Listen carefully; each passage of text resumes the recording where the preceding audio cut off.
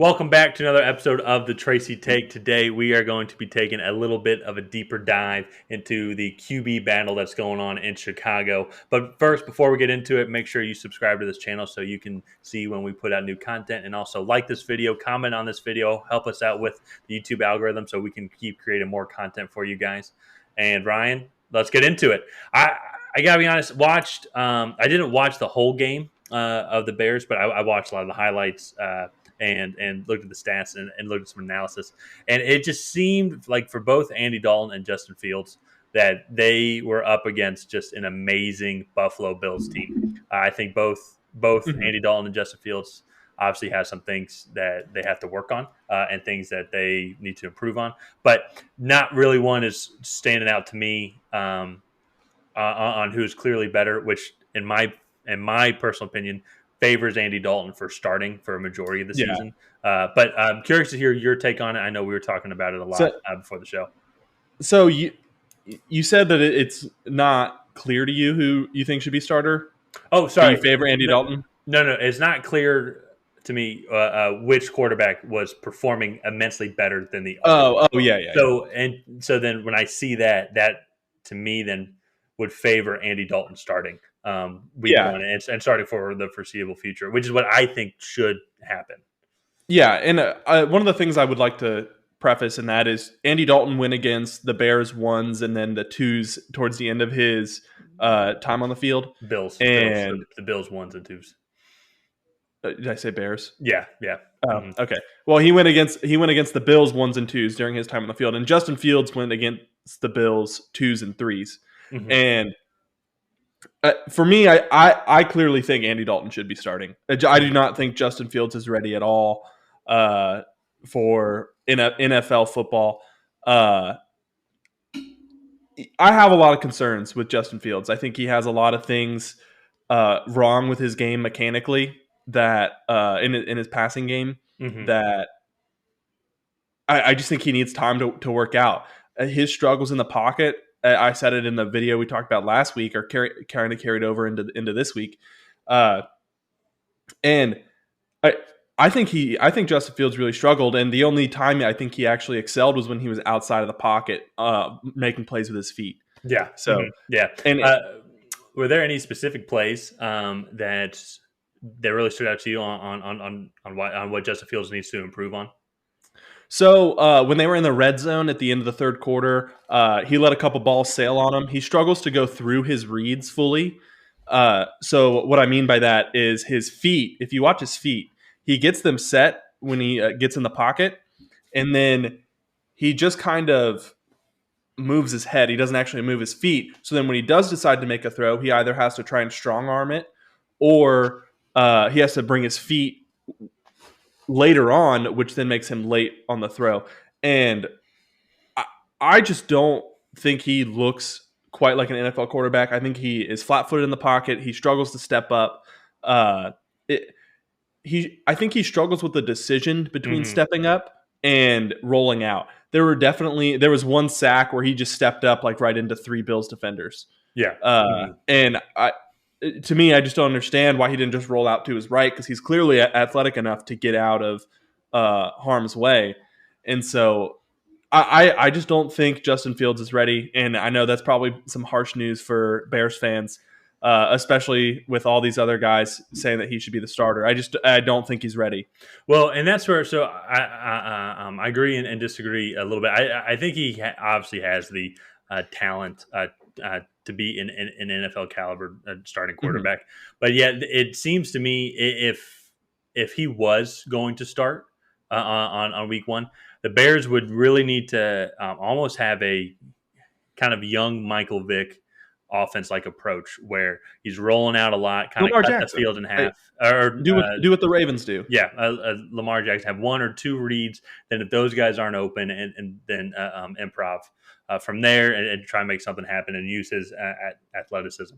Because to me, what he really seems to struggle, his worst throws are really actually when he's in the pocket and has a clean pocket, and he's going through his read progression, which is. This is the time to be doing that and to be working on that because it is the preseason. But to me, he still shows a lot of flaws when going through that, and that's what he really needs to work on. Which then just reiterates to me, I think you got to go with Andy Dalton. And Yeah. you've mentioned this last week about Mac Jones, but the Patriots made an investment in Mac Jones, and like they want him to pan out over the next 15 to 20 years. That's the same thing with Justin Fields right now, and that's Yeah. where he still has these clear flaws and these clear issues. And the Bears were a playoff team last year. There is some potential for him to for the Bears to make the playoffs. It's going to be tough, but Yeah. that's where I think go with Andy Dalton. And the veteran quarterback, and it'll work out the kinks. But I think he's more prepared, and they have a better chance for success going with Andy Dalton. Yeah. So. And I guess that does kind of bring me, I guess, into what my final point is that Justin Fields does bring a element to football that Andy Dalton cannot, and that's his athleticism. Mm-hmm. And so I just think the Bears have to ask themselves, is Justin Fields' ability to get outside the pocket and throw on the run and create basically just create plays on his own better than Andy Dalton's ability to drop back in a pocket and follow a script? Yeah. They just have to pick which one mm-hmm. they want to go with. And I think for now... Oh, go ahead. I think for now, Andy Dalton will probably get the nod. But Justin's playmaking ability is undeniable. Yeah. His athleticism and his ability to get outside and make throws on the run. I just think he struggles with the basic, like, drop back in the pocket and throw a slant and mm-hmm. throw a deep cross. Like, I think he struggles to just sit in the pocket and make these throws. Yeah. And he just has to improve on it. Well, and it's good for the Bears that Justin Fields has that athleticism and that running capability, that dual threat capability, because mm-hmm. that is where the game is transitioning. And so if those are things that he needs to work on, the technical side of it, I think that's actually going to be much easier for mm-hmm. for him to learn and develop on in the offseason. Unlike with someone like Mac Jones, so to say, who just doesn't have that athletic ability mm-hmm. just as naturally as these guys. But the one thing, and I kind of already mentioned this a little bit earlier, but one of the things against that Andy Dalton and Justin Fields struggled with was just how dominant the Bills' defense was, and the offensive line looked very weak for both of the guys. Yeah, and that is something to consider for the Bears is if things are not going well over the first 3 or 4 games, and their offensive line is looking very weak. Putting Justin Fields out in the backfield and his ability to run and make plays happen might actually be beneficial for the Bears team, only just because he'll be able to keep plays alive. Andy Dalton won't be able to do that.